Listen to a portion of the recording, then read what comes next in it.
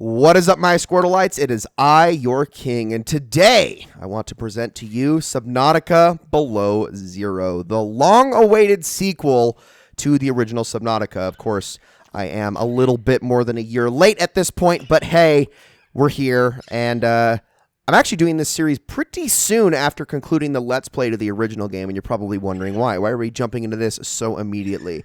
Well, there is a couple of reasons. The first of those is I want to have a discussion about this game. I want to actually go over its changes and differences and talk about how we can juxtapose it to the first game, because this is an incredibly interesting case study in game design to me. This game is in so many ways extremely similar to the first game, but the first game is widely regarded as a masterpiece. It is arguably, if not the best, it's at least one of the best games in the entire survival genre. This game, on the other hand, it's hated by some, but I think most people just consider it to be above average. All right, even good, but nobody really looks at this game as a masterpiece. But yet it's so similar to its predecessor in so many ways. And I think that is going to be an interesting discussion to have as we go through it. But the other thing is this is not going to be a full comprehensive Let's Play. This is not even probably going to be a completed playthrough of the game. This is going to be an extensive one, and a lengthy one to be sure, but it is not going to, I'm not shooting to finish this entire game. So we're going to be jumping right on in, and I'm going to go over the options really quickly before we do that. So you can see right here, I've mostly got everything set up as I needed already. Subtitles enabled. I've got field of view at absolute max. I turned off the show news, which really only affects the menus. Graphics, we're going to stick with high frame rate mode just because always 60 FPS over anything else. Controller, I'm going to disable enable controller speaker. This is really only something you have to worry about in something like the PlayStation 5 and 4 editions, because whenever you play audio logs, they will play through the speaker instead of on the actual TV speakers or your headphone speakers or whatever. And because I'm recording this game, I don't want it on the controller speaker. So I'm going to turn that off. And then accessibility. Pda Pause is an effect where every time you open the PDA, it actually, I believe it just stops everything outside of the game. So you don't have to worry about being attacked while your PDA is open. That is a nice difficulty accessibility feature. I am not going to turn that on for the sake of consistency. Lightning flashes. This game has weather effects, and lightning will flash during storms. This tones down those flashes. Actually, I think it disables them entirely, so we don't have to worry about that. I'm going to turn that on for the sake of any possible epileptic viewers I might have.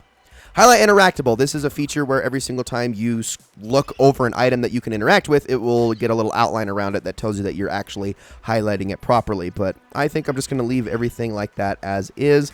Not going to change the UI scale. Okay, before we jump in, we need to talk a little bit about something you need to be prepared for. Subnautica, the first game, did not really have any... It only had a couple of characters in the entire game that said anything as far as dialogue. It was the PDA, it was the audio logs within the PDA, and then there was one other character that had some lines, and that was really it. The main character you played as was completely silent, didn't say a word aside from oofs and ouches and grunts and things like that. In this game, it's a bit different. They decided to go a bit more story-heavy as opposed to world-building heavy in Below Zero, and therefore, the main protagonist actually does talk quite a bit. So I'm going to do my best to not talk over her. I'm going to do my best to let the story play out, because I want you guys to get the full experience of that so you can understand why we're having this dialogue in the first place. So, we're going to start a new game. We're going to go with survival because that is the normal difficulty. I want to stay consistent with what I did in Subnautica, the first game. So let's begin. This is the farthest that I can take you on company space bucks, Robin. You sure you want this? The research is in everything. It is to me and Sam. I need to know what happened. The meteor storm. I can use it for cover from Alterra's eyes. Gonna miss you, Robin. I'll find my way back.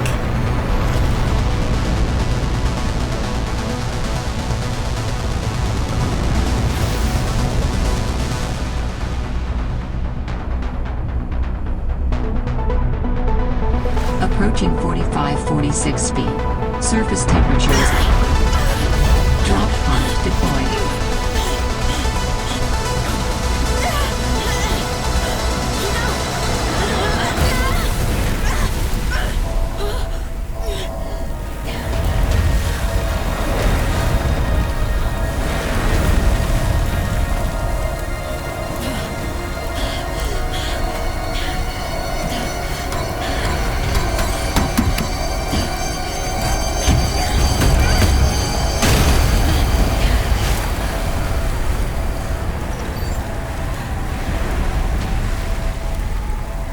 And we are loosed upon the world. We're walking. Just immediately starting this game walking as opposed to swimming, which is a little bit different. Okay, we're not getting back in that thing. So, you can immediately notice that there are a couple of differences. Our oxygen gauge is always available, even when we're out of the water. I'm going to pick up this flare, which actually gives us some light source, not that we necessarily need it. We also have a temperature gauge, which you can see is slowly starting to drop. But I'm going to grab a few things as I go, make sure I'm not missing anything important here before we get out of here, because we'll be able to fix the temperature thing here in a second. So first things first, I want to say right off the bat, I am not going to take nearly as much time explaining how this game works and how we do things in this game, because I am playing this with the expectation that you've either played the first game or this game, or you have at least watched the first Let's Play. If you have not done those things, then you might be a little lost going into this, because it would be a waste of my time to try to explain all of the mechanics in depth. But I will at least talk about the new things. So these plants right here, these will actually heat us right up. We just have to walk up to them and stand next to them for a second, and we will be fine. That did not go as planned. I should find a way into the water and get to the drop pod. Okay. Oh, and I don't want to get a little too close to that thing, or I'll actually take some damage there. Oopsie. All right, so while I stand in the heat of this thing, and as my food and my hunger and thirst and all that stuff starts to go down, we can take a look at the PDA really quickly. Behaves the exact same that it did in the first game. You've got your inventory, which behaves a little bit differently. I think you have the same amount of space, but your equipment is slightly different. Blueprints, beacon manager, photo manager, log, databank, all that stuff. We'll get into the actual databanks here in a second. There's actually going to be a lot of exposition to start this game, unfortunately, which kind of sucks. So I'll make this first episode a little bit extra long. Now, first thing you're going to notice as we continue to lower or lose this temperature gauge a little bit, you're probably wondering, well, I can't imagine that jumping into the water would help, considering this is all frigid water that's probably barely above freezing. You would be wrong. It actually warms you up every single time you're in it. So now you just have to worry about your oxygen going down. You have 45 seconds of oxygen, just like you had in the first game. Once again, this is without any supplemental air tanks. But we need to make our way over to the drop pod. But you can see along the way we can get things like limestone outcrops. Again, much like the first game. There's also Galena outcrops, which are going to have things like lead in them too. So all sorts of stuff that we can get. Galena outcrops are effectively the same as the sandstone outcrops were in the first game. They're like, I guess they're like the same level, like they're going to be a secondary thing. You can also get stuff like quartz, but I'm going to be grabbing a few materials as we sort of mosey our way over there. So a couple of things that you'll probably immediately notice. One, this game is a lot brighter and more colorful than the first game. You could be mistaken for thinking that that's a bad thing, and in fact I think a lot of people do believe that that's a bad thing. I personally don't dislike it. I think this game has a very beautiful art style, and I think it's very pleasant, but it does contribute to a slightly different atmosphere from the first game. We'll talk about that more as we keep going, but right now I'm just kind of grabbing a few things because I want to make sure I actually have the materials necessary to actually craft myself a little bit of help as well once we get into the drop pod. Let me grab a bladder fish so that we can get the blueprint to unlock filtered water so we can actually have something to drink. We're going to need that pretty quickly. But there is our drop pod as I surface one more time so I can grab this quartz here. And then we can head on inside, and this is where we're going to get our first big exposition dump. Found the drop pod. We did that, and now we start to get some database entries, which are going to kind of explain this entire situation. I want to offer my sincerest condolences on the passing of your sister. I got to know Sam better towards the end of my mandate with Alterra on 4546B, when we were thrown together as basemates at Outpost Zero. She spoke often and fondly of you. I thought you should know, it didn't sit right with me when Alterra blamed Sam's death on negligence. The Samantha Ayu I met was many things. Kind, clever, devoted to her work, but never negligent. I wish I could offer you something more substantial, but my access to information has been cut off. You may be in a better position to look into things than I am. If you're able to, Delta Station was our HQ. They were in a big hurry to leave, and there might still be information to be found there.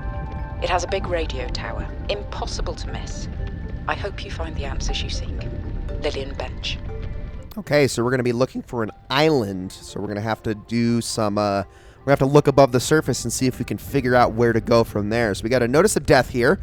Dear Miss IU, on behalf of Zeta Landon, 4546B Robotics Section Leader, and Indra Cormac, President of Alterra Transgov, I regret to inform you of the death of Samantha IU. She died on planet 4546B, regrettably as the result of injuries sustained in an accident arising from her own negligence.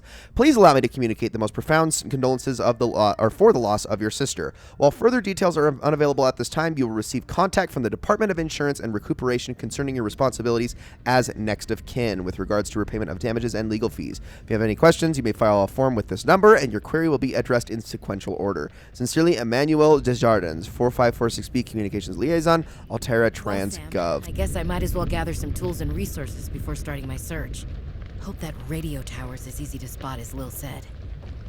So Robin does a lot of talking to herself, a lot of introspection, so that is something to be aware of as we go further throughout this game. So I'm going to play some of the messages from Sam so we can kind of get a feel on what she was like before we go any further. So like I said, I'll make this a little bit of a longer episode before, so you don't have to worry about us not accomplishing anything in this video. So let's begin. Robin, guess what? I got the job. I'm going to 4546B. Now I'll be able to improve the mechanical avian amphibian under real-world stress conditions.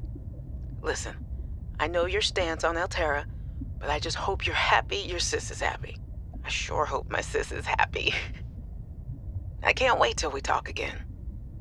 Oh, I wanted to ask you something. Can you watch my Augie while I'm away? I need someone I can trust to look after my best little potato. Potato, listen. I tried, but that name is just not sticking. He's my little extrabyte. I'll leave the starchy tuber as nicknames to you. Anyway, if you say yes, thanks, baby sis. Love you. 4546B to Robin. Come in, Robin. Remember when we used to play old-timey Space Explorer? This is kind of like that, but it's even harder to communicate. Well, let's see. I got your last message. Alterra is not, as you put it, alterrorizing me. Things are going well. My project has a new name. Say goodbye to the mechanical avian amphibian, and hello to spy penguins. We're training the bots to mimic the creatures. Check out the photo. And I think I'm kinda seeing someone. I know it's not like me to just find a date, let alone on a mostly uninhabited water planet, but actually, you know what? Forget I said anything. Yeah, it's probably not even a real thing, but anyway, I'm sorry to hear XenoWorks might be strapped in the revenue department. Sounds like they still have you busy Xeno working, though. I know there's no way to guarantee an alien intelligence startup will succeed, but you've put so much into it. I hope they find a way to keep going. I know how much it means to you, getting to work at a small place where you have control over your research. All right, I gotta go. Later, baby sis. Love you. Hey, Robin. I got your Augie photo. Thanks so much for taking care of him, even though he's a cranky potato. Hey, the nickname actually fits that way. A cranky potato. I know he can be a handful, but I really appreciate it. I'm a bit worried about my other baby, the mission. One of my penguins found something big. But Alterra is just like, nothing to see here. Honestly, kinda glad you can't answer, so you can't, rub it in my face. Go ahead, bask in the fact that you were a little bit right about them. My project is on the line. My job, my safety. I heard about XenoWorks getting bought. I'm sorry. But at least you still have your job. Guess you're one of us now. Like it or not. Welcome to the Alterra family. I should probably go before I say something I regret. Love you. Keep your chin up. Eye on the alien prize. Hey, Robin. I'm sorry my last message was so awful. I've been under a lot of stress. I'm not sure what's going on with anything. I can't really talk about it either. Oh, and I'm definitely not dating anyone on this water planet. Don't know what I was thinking there. Have I told you how cold it is here? Get this. I can't even get my wash and go dry before the wind freezes the moisturizer in my hair. Wild, right? Well, anyway, I'm sure you're mad at me after what I said, but I could really use a friend. You're my sister. I love you. I'm sorry. Hey, Robin. I really need someone to know. I'm afraid something terrible is gonna happen. You were completely right about Alterra, okay? You were right. I was wrong. The cat should be called Potato. I admit it. Sorry. Bad attempt at a joke. I don't know what to do. I guess I should just come out and say it at this point. I've said this much already. We found a frozen leviathan that's infected with Kara. Alterra thinks they can use it for something. Weapons, experimental treatments, a whole range of things. But one end of the range is ugly, dangerous, but profitable, of course. What if it gets out while we're messing around with it? Or worse, what if it ends up a bioweapon in the wrong hands? I hope I'm overreacting, but I don't think I am. Anyway, message me back, please. I could really use a friend. You're my sister. I love you. And that is the end of Sam's messages. So obviously it makes a whole lot of sense why Robin came here in the first place. Clearly Sam was under some sort of duress. Things were not obviously that good. And she has every reason to believe that something fishy went on. So we're going to actually start by making some filtered water with the bladder fish that we just caught so I can have myself a drink. It's not going to be doing me a whole lot of good, but we can start to see all of the things that we can make. So the first thing we're going to want to actually look at is equipment here. So we need to get ourselves a standard O2 tank, but to get that, we're going to need to get some fiber mesh. To get that, we're going to need to get a survival knife, which we're going to need silicone rubber for, and we also still have the titanium for that. So we're going to need to start going after different things. So creepvine seed clusters are back in this game. They are yellow instead of red for some reason, though. Don't ask me why. Or, sorry, red instead of yellow. Don't ask me why they changed that. But we're going to make that our very first mission, getting ourselves some, well, just having more oxygen. So we need to find ourselves some creepvine seed clusters. We do remember there being creepvine seeds. And, yes, I am also aware of the fact that we need to check out where the radar station is. But it's a little bit dark right now, so probably not my best interest. In there, we have some creepvine immediately. And would you look at that? Some seed clusters. So let's grab a few of these. We're going to just take as many as we can fit. And that will fill up my inventory pretty quickly. We also have a blueprint for lubricant now. So you also probably might have noticed the PDA has a bit of a different voice this time. I have to say I'm not a fan of the change. Like, I understand it's probably like Robin's personal pick for the voice because every Alterra employee or whatever has a PDA, so it's like it makes sense that they would pick a personalized voice. Like, hey, do you want the sexy Patrick Swayze voice, or do you want I'm sure Marge would, or do you want to never mind. But like you could have the options and stuff like that, and it makes sense. It's like, oh, I just want this. So we got a little bit of a storage space, not a ton. I am going to use that to make a single lubricant, and then I'm going to make as many silicone rubbers as I can with the rest of these creepvine seed clusters because I don't want to really hold on to any of them. There's no real point for that. We'll just keep doing that. Actually, I might make one more lubricant. I think that's a good plan because you do get 2 silicone rubbers per seed cluster, so it's not like I need to do complete overkill. All right, there we go. So we got all of that. Now we can actually go into the tools and make ourselves a survival knife, with which we are going to need to go and cut ourselves some seeds. So we got this. I don't know why we're slapping the knife, Robin. That's not what you're supposed to typically do when you get a knife, but let's put all of that away, as well as the lubricant that we're not going to be using for a little bit, and head back out. So we had spent a long time listening to those messages, which kind of makes sense. That's why it took, that's why it's nighttime now, although it looks like the sun is about to come up, which is great.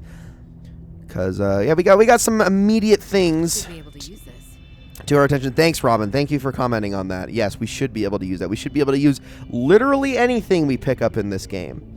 So I want to instantly bring your attention to a couple of the differences that we've seen in the game so far. It's very story heavy. It's very exposition heavy. They're trying to set up a backstory between Sam and Robin and things like that, which makes sense. They're trying to do a little bit more with these characters, and I get that. I do.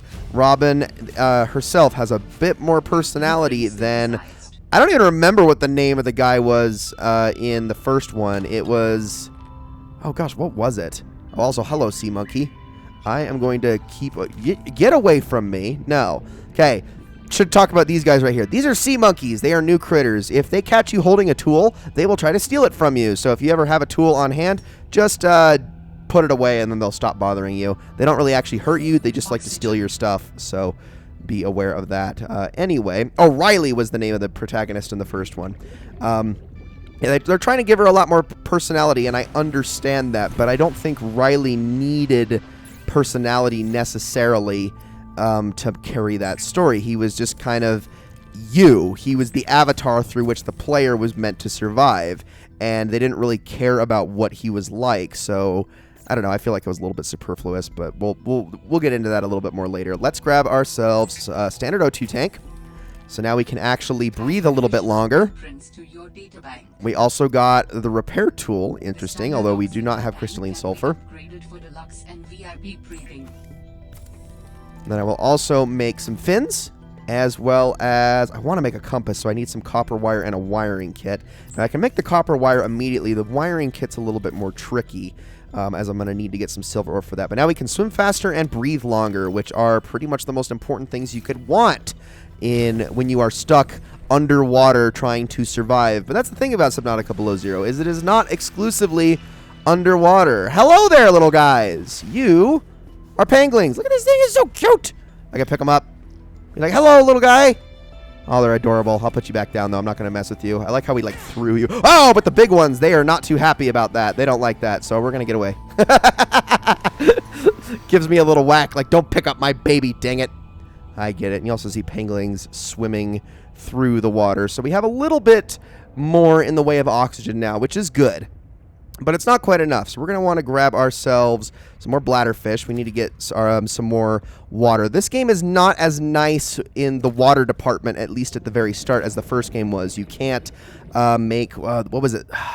There was filtered water, and then it was disinfected water. You can't make that in this game at all, which that was a really nice feature to have, because you literally just needed salt and coral tubes, which you could just scrape off of pretty much everything next to your life pod almost infinitely. So those were like the easiest sources of water. So you pretty much actually have to rely on the bladder fish in this game, at least from the start. So we're going to want to craft a few more of those for more water as I continue to get limestone outcrops. I do want to get some silver at some point, but we're going to need to find some deeper spots if we're going to want to actually get something like that. So I'm going to head on in to the base. And I'm actually going to craft a little bit more in the way of water. I did not mean to cook that, but you know what? I guess it's okay that I cooked one, because I'll have myself a bite here in a second.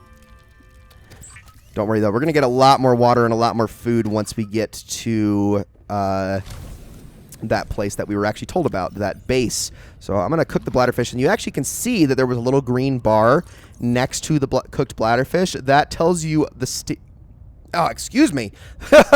the state of the food before it goes completely rotten. This is only going to happen with cooked stuff, and you never have to worry about it going rotten if it's cured, obviously. But when it's cooked, it will eventually go bad, and then it no longer has the nutrients that you want from it. So, continue to grab more limestone outcrops. I am going to swim to the surface here in a second, and we are going to see if we can have a look-see as I continue to grab more of these things. And I don't know, maybe we can also figure out if there's a way to get some silver.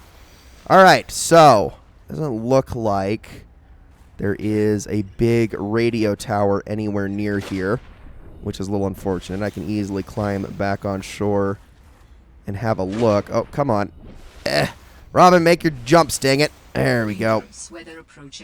Seek shelter. Okay, so that is a warning you are only going to get when you are above the water. It does not apply at all when you're out of the water. It just means that your temperature is going to go down a lot faster. But the thing is, the storms are so unbelievably short in this game that you really don't have to worry about them very long. They're almost inconsequential. It's actually kind of sad how half-baked the system is. So whenever that happens, I guess go into a cave or just jump back in the water and then resurface in like 20 seconds and the storm will be gone. I'm not even kidding. It's that long. Okay, this is a little bit promising. So we've started in this main area, this first area right near all the creep vine. But when you start to see a lot of these, you know you're getting to next to an area known as the Twisty Bridges. That is what these are called. That is what Robin has named this area because, well, the bridges are twisty. I guess that makes sense. Ooh, sea glide fragment.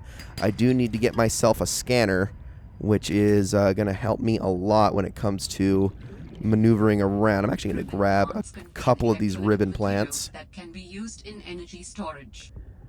Those actually do have a use to them a little bit later on, but I'm going to keep grabbing a few things. We're just kind of just moseying along, grabbing ourselves a few things, and soon enough we should have enough to actually get us by on multiple materials. I just want to kind of increase my stash, get settled in, and then I think in the next episode we're going to actually start to figure out and get our bearings straight. So let me actually head back to the pod really quickly here.